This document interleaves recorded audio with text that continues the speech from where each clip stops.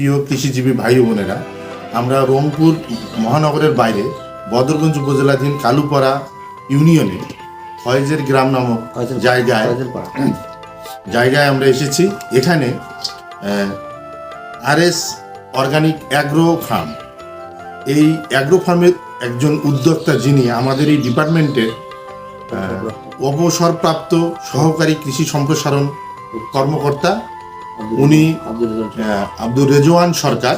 উনি অবসরের পরে মানুষ কাজ করতে চাইলে, মানুষ যদি কর্মের মধ্যে থাকতে চায়, সেই কর্ম শুরু করবার যে কোনো বয়স নাই, সেই বৃদ্ধ বয়স বলা যায় যে বৃদ্ধ বয়সেও যে তিনি একটি নিজেকে এক কাজ থেকে আর এক কাজে এসে একটা কাজ যে দাঁড় করানোর যে চেষ্টা করতেছে, তার যে উদ্যোগ, তার যে উদ্যম, তার যে পরিশ্রম, তার যে সেবা দেওয়ার মানসিকতা, সেটাই এই ভিডিওতে আমরা ফুটিয়ে তোলার চেষ্টা করব। আপনারা দেখতে পাচ্ছেন জনাব রেজওয়ান সরকারকে।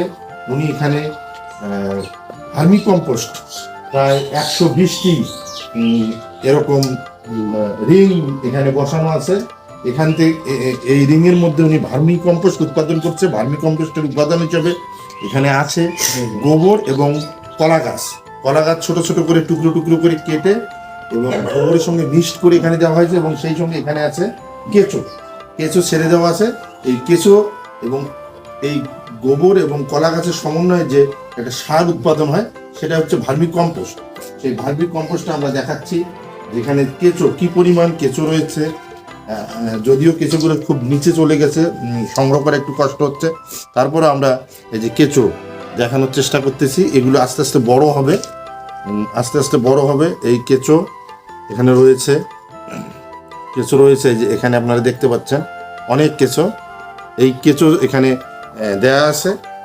সেই সঙ্গে উনি আরেকটি কাজ করছেন, যেটা আমরা এদিকে একটু দেখাবো,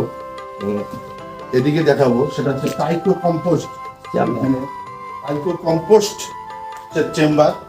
যে গোবর দেওয়া আছে এখানে, টাইকো কম্পোস্ট চেম্বার উনি মাত্র শুরু করেছেন।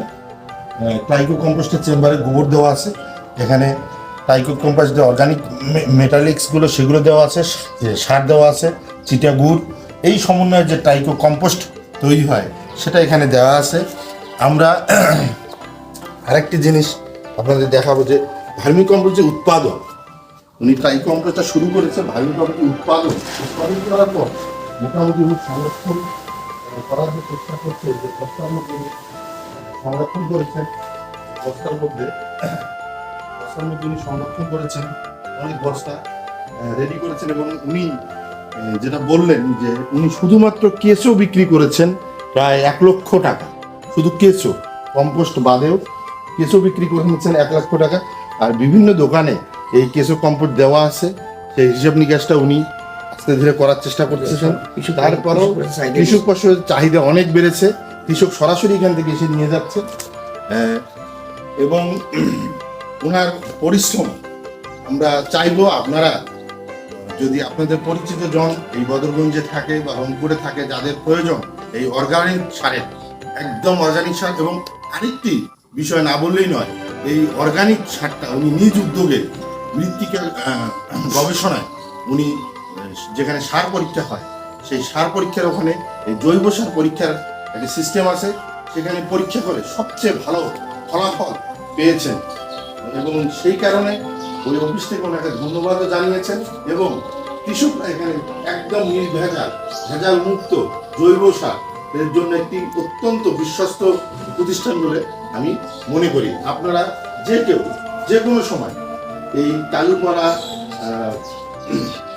ফয়েজের পাড়া এলাকায় এসে রেজওয়ান সরকার বললেই আপনারা তাকে এই এলাকার মানুষজন, একজন পরিচিত মানুষ চিনবে, এবং এসে আপনার 5 KG, 10 KG, 20 KG, 50 KG, 100 KG, যতটুকু প্রয়োজন ততটুকুই এখান থেকে আপনি সংগ্রহ করতে পারবেন।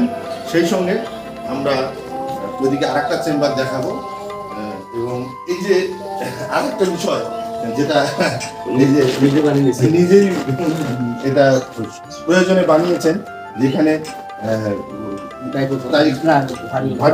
দেওয়া হয়, দেওয়ার পরে ছাঁকনি দেওয়া হয়, নিচে জুর করে পড়বে, এই মুহূর্তে আমাদের রেডি নাই, রেডি থাকলে আমরা হয়তো দেখাতে পারতাম। এই যে এখানে দিয়ে এখানে একদম ছাঁকনি দিয়ে এক কথা ছাঁকনি দিয়ে যে মূল সারটা সেটুকুই সংগ্রহ করা হয়, সেটা আমরা আপনাদেরকে দেখানোর চেষ্টা করলাম।